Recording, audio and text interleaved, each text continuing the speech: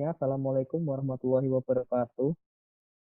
Eh, Kami dari kelompok Sistem Informasi Simpananku yang beranggotakan saya sendiri Kak Setiawan, kemudian ada Ahmad Febidiansah, ada Faresa Ferdiansa Helmi, kemudian ada Afia Dimas dan juga Muhammad Yusuf Bibisono.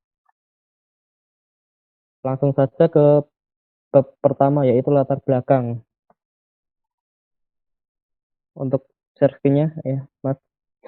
Eh, di latar belakang di sini terdapat deskripsi sistem informasi. Sistem informasi yang kami buat yaitu mengenai manajemen keuangan pribadi yang berbasis di Android. Aplikasi ini dapat mengatur di aplikasi ini kita dapat mengatur uang pengeluaran tiap bulan, bahkan tiap harinya. Aplikasi ini dapat mengingatkan kita batas pengeluaran sehingga kita tidak berlebihan dalam pengeluaran keuangan. Kemudian di aplikasi ini juga menyediakan catatan wishlist berisi daftar keinginan pembelian barang yang sangat mudah pengoperasiannya. Kemudian untuk ruang lingkupnya, aplikasi dibuat dikhususkan untuk kita yang mengalami kesulitan mengatur keuangan. Contohnya mahasiswa atau eh, yang lain. Aplikasi ini dikembangkan di platform Android. Kami memilih target usia remaja karena banyak anak remaja, terutama anak kuliah sekarang yang sangat kesusahan dalam hal menabung untuk kebutuhan sekunder. Aplikasi kami juga bisa digunakan oleh orang tua karena banyak juga orang tua yang kesulitan mengatur kebutuhan sehari-harinya, bahkan sampai lupa dengan biaya bulanan yang harus dibayar, seperti cicilan motor, cicilan mobil, dan lain sebagainya. Maka dari itu, dengan adanya aplikasi ini,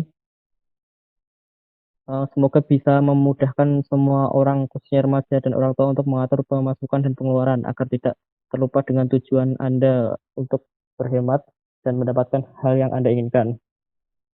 Dalam aplikasi ini ada tertera anggota tim proyek, yaitu Mas Yusuf Wibisono sebagai Product Owner, kemudian ada Mas Ahmad Febidiansah sebagai Scrum Master, kemudian di Development Team ada saya, Kabus Setiawan, Afia Dimas, dan juga Mas Faresa. Mas Faresa. Kemudian bab berikutnya yaitu jadwal proyek. Jadwal proyek diawali dengan start planning. Start planning yang dimulai tanggal 1 bulan 4 tahun 2020 sampai tanggal 4 bulan 4 2020. Kemudian sprint 1 yaitu kegiatan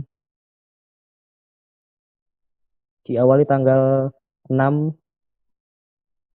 bulan 4 2020 sampai tanggal 1 bulan 5 2020. Sprint 1 berisikan keinginan customer untuk menambah-menambah fitur-fitur yang diinginkan oleh customer. Kemudian diakhiri dengan sprint review, demo, dan sprint retrospektif.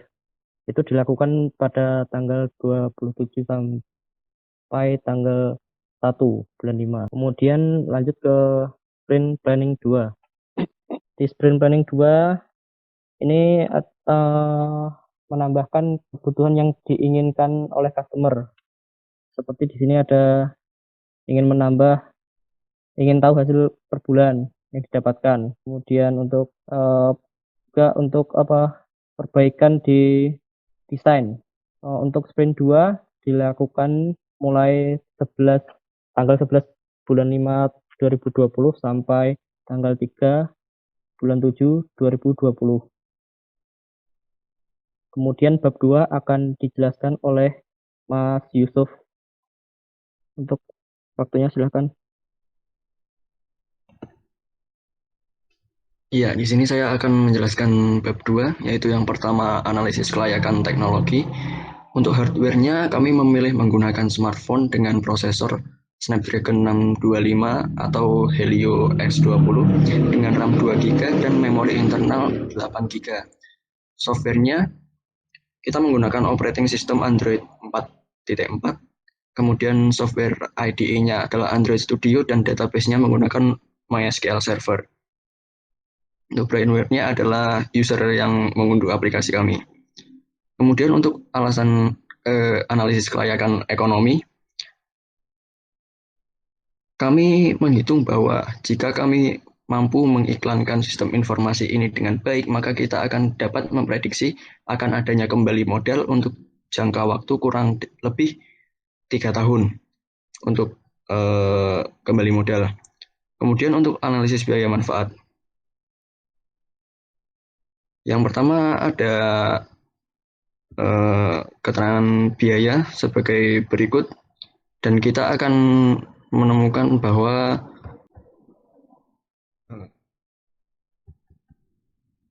jumlah biaya pengembangan sistem sebesar 22.100.000, dan ada juga total biaya ya operasional dan perawatan selama dari tahun ke 0 sampai tahun ketiga. Untuk detailnya bisa lihat di tabel. Kemudian manfaat, kita bisa melihat total manfaatnya dari tahun 1, 2, 3 terus bertambah. Dan untuk profitnya juga terdapat selisih biaya dan manfaat yang cukup signifikan.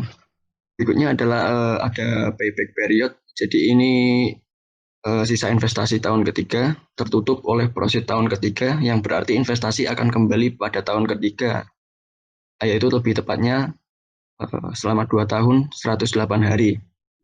Kemudian ROI, di sini kami menemukan bahwa ROI atau bunganya kita mendapatkan 32,09%, dan kami menyimpulkan bahwa pengembangan sistem ini layak.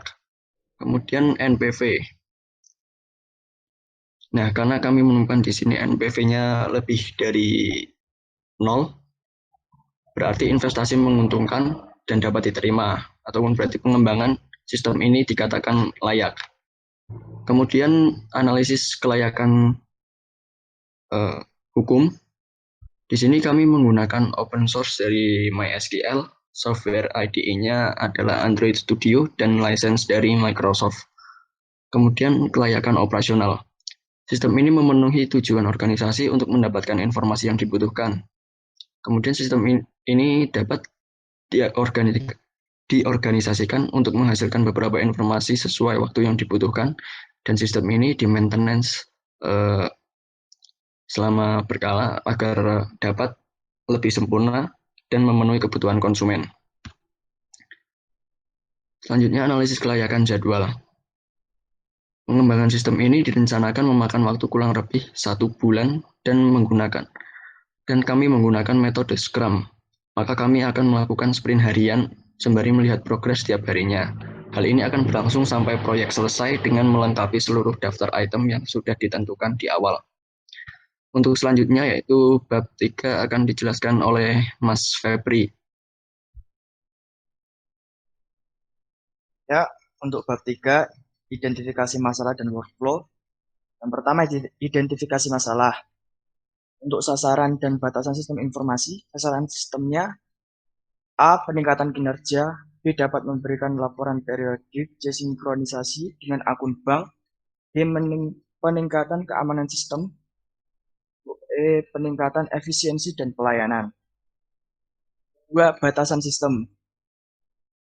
A. Harus menginput data pendapatan secara manual terlebih dahulu. B. Belum tersinkronisasi dengan akun bank.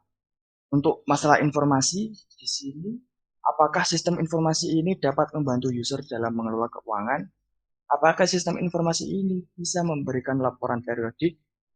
Apakah sistem informasi ini bisa dipercaya? Tugas dan peran atau job description.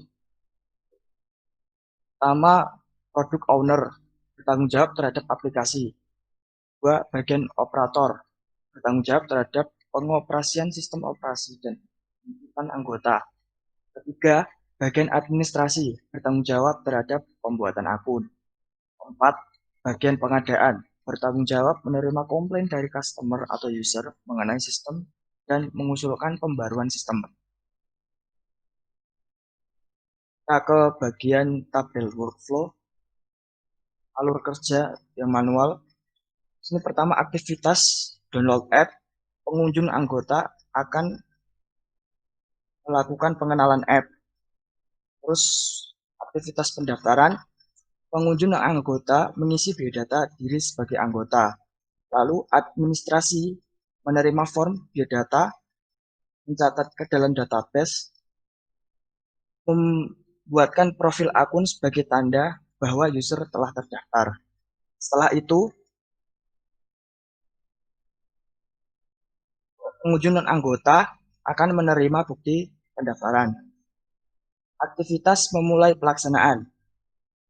Pengunjung anggota menginputkan jumlah pemasukan, lalu menentukan target pengeluaran.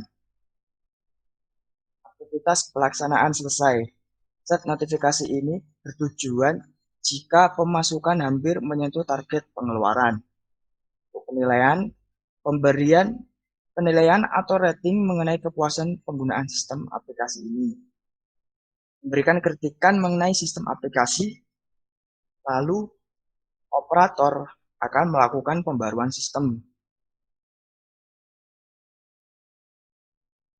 Bagian pengadaan menerima komplain dan mengusulkan pembaruan sistem, lalu operator akan melakukan pembaruan sistem. Untuk alur kerja dengan flowchart, di sini pengunjung anggota melakukan pengenalan app, mengisi biodata diri sebagai anggota, lalu administrasi menerima form biodata anggota, menyerahkan tanda bukti pendaftaran, mencatat nama customer atau user sebagai anggota, lalu yang terakhir menerima tanda bukti sebagai anggota. Untuk bab 4, analisis kelemahan sistem. Untuk faktor performance, di sini masalahnya pertama, user mencatat setiap pemasukan mereka ke dalam buku catatan mereka. Untuk solusinya, dibuat sistem dengan fitur input jumlah pemasukan. Dengan ini saldo user akan bertambah secara otomatis. Yang kedua, user mencatat pengeluaran mereka ke dalam buku catatan dan akan dikurangi dengan saldo secara manual. Solusinya, dibuat sistem dengan fitur input jumlah pengeluaran. Dengan ini, setiap pengeluaran yang user lakukan akan secara otomatis mengurangi jumlah saldo yang user miliki. Yang ketiga, user selalu mencatat target pengeluaran sebagai batas penggunaan uang mereka. Terkadang, user akan mengubah target mereka dan itu akan membuat catatan menjadi kotor dan tidak enak dilihat. Solusinya, dibuat sistem input target pengeluaran. Dengan ini, user bisa dengan enak menentukan target mereka dan dapat mengubahnya sesuka hati mereka jika ada masalah yang mendadak. Untuk faktor informasi, di sini masalahnya, user tidak tahu apakah target mereka sudah hampir terpenuhi atau belum kalau user tidak melihat catatan mereka. Solusinya, dibuat sebuah fitur notifikasi target pengeluaran yang nantinya akan memberitahu user kalau saldo mereka mendekati target pengeluaran. Yang kedua, user terkadang lupa untuk mencatat setiap pengeluaran mereka. Di sini dibuatkan fitur notifikasi input pengeluaran. Ini akan mengingatkan user untuk mengisi pengeluaran setiap harinya jika user lupa. Untuk faktor ekonomi, masalahnya tidak semua user memiliki ekonomi yang baik. Untuk solusinya, dibuat sebuah sistem pengeluaran dan pemasukan offline yang kerjanya tidak lebih seperti alarm. Untuk faktor kontrol, di sini masalah user terkadang kurang teliti dalam menginputkan pengeluaran.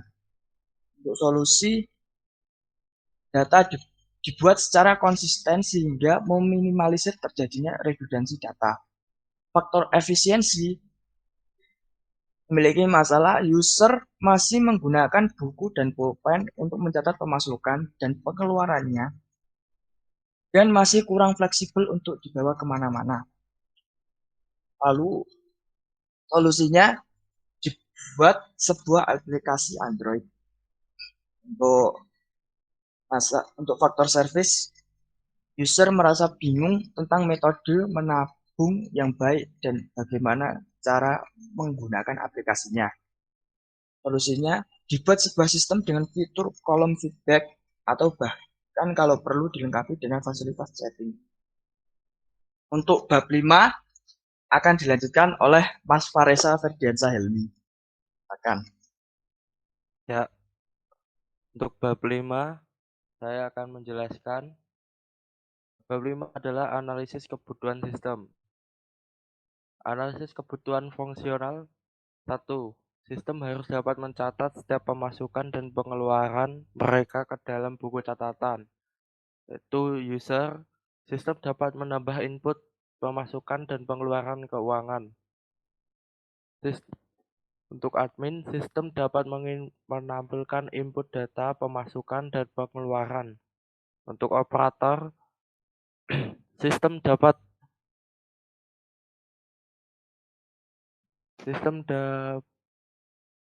menambahkan data tanggal, bulan, dan hari ketika user melakukan penginputan. Sistem dapat menambahkan data pemasukan dan pengeluaran. Sistem dapat menambahkan saldo user secara otomatis ketika user mencatat pemasukan. Sistem dapat mengurangi saldo user sesuai dengan pengeluaran yang dilakukan oleh user. 2. Sistem harus dapat mengubah target yang dapat ditetapkan sebelumnya. Admin. Sistem dapat menampilkan target sebelum diubah dan setelah diubah. Sistem dapat menghitung perubahan data pada target yang diubah. Sistem dapat menampilkan waktu dalam perubahan target. Sistem dapat mendata target sebelum dan sesudah diubah. Untuk user, sistem dapat menampilkan inputan target yang ingin diubah oleh user. 3. Sistem harus dapat memberitahukan apakah target user hampir terpenuhi atau belum. Operator. Sistem dapat menampilkan pemberitahuan berupa banner ketika target yang user inginkan hampir terpenuhi. Sistem dapat memberikan informasi data target ketika hampir terpenuhi. Sistem dapat menghitung apakah data pengeluaran dan sudah mendekati target yang ditentukan. Sistem dapat memberikan peringatan berupa nada dering untuk memberitahukan bahwa target hampir terpenuhi. 4. Sistem harus dapat memberitahukan kepada user untuk selalu mencatat setiap pengeluaran. Untuk operator, sistem dapat menampilkan pemberitahuan berupa banner setiap waktu yang sudah ditentukan. Sistem dapat memberikan inputan pengeluaran. Sistem dapat memberikan informasi pengeluaran yang sudah tercatat pada hari itu. Sistem dapat menghitung data pengeluaran setelah user melakukan input data pengeluaran.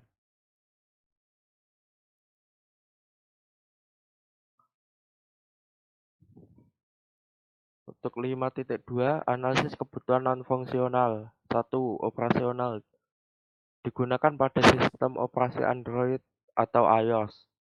Sistem operasi minimal Android versi 4.0 atau KitKat, atau untuk iOS yaitu iOS 7. Kebutuhan RAM minimal 2 GB atau untuk iOS 1 GB. Penyimpanan internal minimal 8 GB.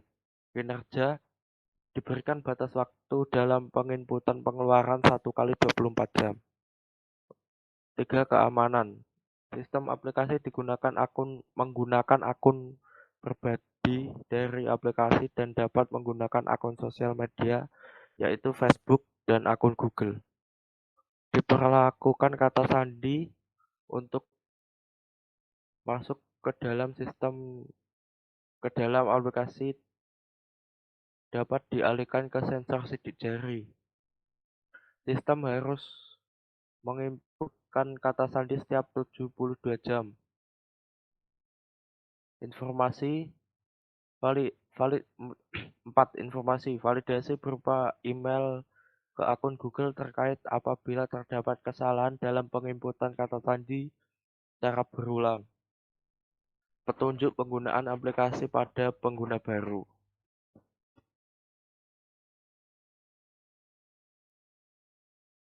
Untuk bab 6 adalah permodelan proses. 6.1 Data Flow Diagram. Data Flow Diagram atau DFD memberikan tampilan secara visual tentang aliran data dan informasi dari suatu sistem. Visual dari DFD ini menggambarkan siapa saja yang terlibat pada sistem tersebut dari start sampai finish. DFD seringkali dipakai menggambarkan suatu sistem yang sudah ada atau sistem baru yang akan dikembangkan. DFD adalah suatu diagram yang dibuat menggunakan notasi-notasi untuk menggambarkan aliran data dari sistem. Ini adalah satu contoh konteks diagram. User akan membuka beranda dan mengatur pengeluaran atau pemasukan, mengatur notifikasi ke sistem informasi simpananku, dan menginput target untuk mendapatkan notifikasi tersebut. Setelah diisi, maka sistem informasi simpananku akan memberikan notifikasi jika target sudah terpenuhi. Untuk DFD level 0 seperti digambarkan, yaitu ya seperti itu. Lanjut untuk level 1.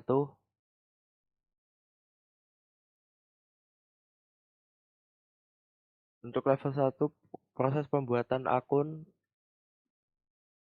akan dijelaskan untuk seperti yang ada di gambar. Next.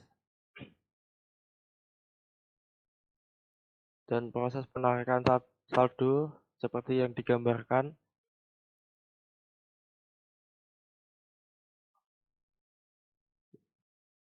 Seperti itu. Next. Dan berikut ada proses pemasukan saldo.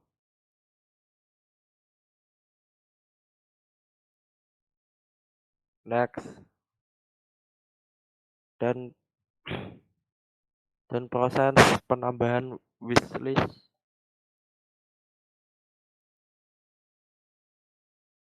Next.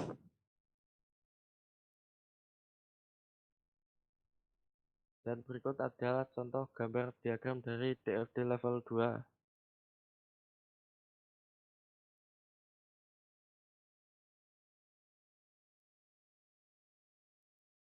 Next.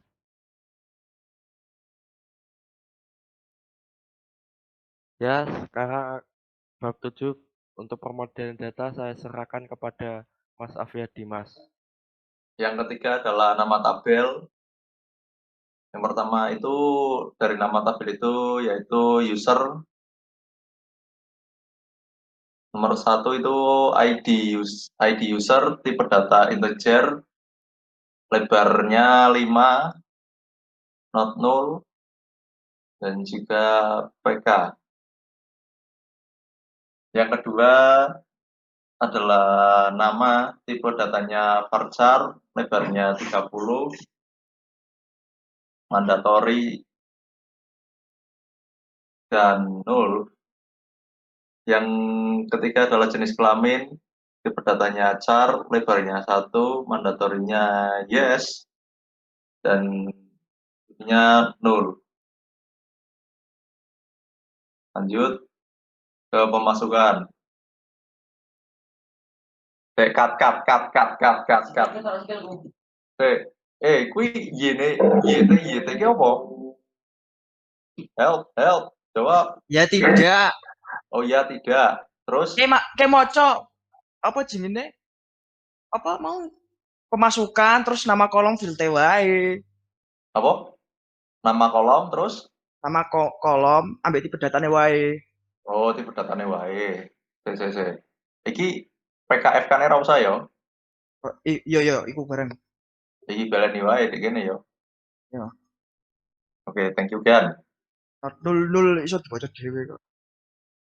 lagi langsung dibuka ini.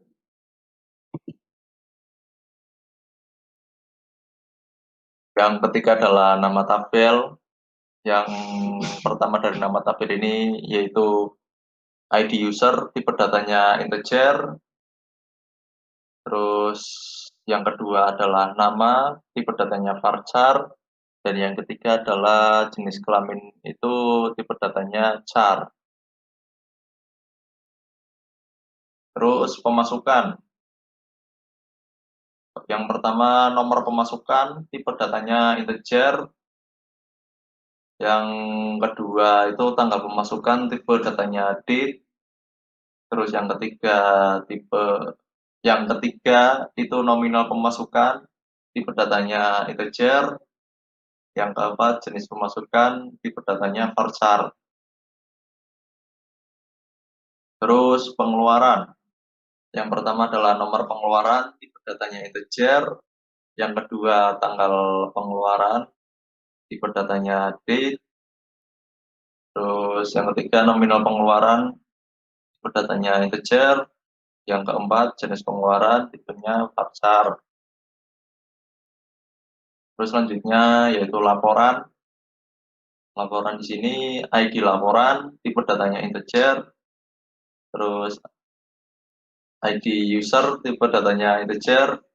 Terus tanggal laporan, tipe datanya date. Yang keempat jumlah pemasukan, tipe datanya integer. Lalu yang terakhir jumlah pengeluaran, tipe datanya integer. Bab 8, perancangan antar muka atau interface. Menu home. Menu ini adalah tampilan pertama setelah membuka aplikasi. Yang pertama yaitu antar muka sistem. Jadi di sini kita bisa melihat ada target, bisa saldo, dan kita bisa edit sendiri. Nah, yang kedua ini adalah penjelasan atau deskripsi semua field. Ini adalah tabelnya. Yang pertama ada target dan juga saldo. Yang ketiga ini adalah kontrol aksi. Terus kontrol aksinya yang pertama itu edit, menuju ke menu edit target dan saldo. Yang kedua adalah ini atur target. Menu ini digunakan untuk menginputkan target nominal yang ingin user capai dalam waktu tertentu. Ini antar muka sistem. Jadi ini ya, penjelasannya yaitu ini ada ketentuan target dan hidupkan notifikasi. Kontrol aksinya yaitu add and exit, telah menyimpan data dan memunculkan pesan konfirmasi data Anda telah ditambahkan dan kembali ke menu awal. Kedua adalah cancel, data yang sudah terisi tidak tersimpan dan memunculkan pesan informasi pop-up. Apakah Anda yakin ingin membatalkan pengisian data? Yang ketiga adalah back, yaitu kembali ke menu awal. Terus input data pemasukan. Menu ini digunakan untuk mengisi data pemasukan user untuk mencatat pemasukan jenis apapun. Ini antar muka sistemnya begini. Ada nomor pemasukan, tanggal pemasukan, nominal, jenis, bisa tambah dan buat baru, bisa tambah dan keluar, dan juga bisa batal. Di sini ada penjelasannya, tabel. Yang pertama adalah nomor pemasukan, yang kedua tanggal pemasukan, yang ketiga nominal pemasukan, dan yang keempat adalah jenis pemasukan. Lalu kontrol aksinya. Yang pertama adalah submit dan exit, menyimpan data dan memunculkan pesan konfirmasi data Anda telah tersimpan, lalu kembali ke menu awal. Yang kedua adalah submit, dan add another, menyimpan data, dan memunculkan pesan konfirmasi data Anda telah tersimpan. Seluruh field di halaman menjadi kosong kembali dan siap untuk ditambah data kembali. Yang ketiga adalah cancel. Data yang sudah terisi tidak tersimpan dan memunculkan pesan konfirmasi pop-up. Apakah Anda yakin ingin membatalkan pengisian data? Lalu kembali ke menu awal. Terus yang keempat adalah back. Ini kembali ke menu awal. Lalu input data pengeluaran. Input menu ini digunakan untuk mengisi data pengeluaran user untuk mencatat pengeluaran jenis apapun. Ini adalah antarmuka sistemnya. Ada nomor pengeluaran, tanggal pengeluaran, nominal, jenisnya. Penjelasannya bisa dilihat di tabel. Yang pertama adalah nomor pengeluaran, yang kedua adalah tanggal pengeluaran, yang ketiga adalah nominal pengeluaran, yang keempat adalah jenis pengeluaran. Lalu kontrol aksinya. Submit and exit yang pertama, yaitu menyimpan data dan memunculkan pesan konfirmasi data Anda telah tersimpan. Lalu kembali ke menu awal. Terus yang kedua, submit and add another. Menyimpan data dan memunculkan pesan konfirmasi data Anda telah tersimpan. Seluruh file di halaman menjadi kosong kembali dan siap ditambahkan data kembali. Yang ketiga adalah cancel. Datanya sudah terisi tidak tersimpan dan memunculkan pop-up. Apakah Anda yakin ingin membatalkan pengisian data? Yang keempat adalah back. Kembali ke menu awal. Terus menu notifikasi. Menu ini digunakan untuk melihat pemberitahuan pemasukan, pengeluaran, dan target tercapai. Ini adalah antarmuka sistemnya. Lalu penjelasannya bisa dilihat di tabel.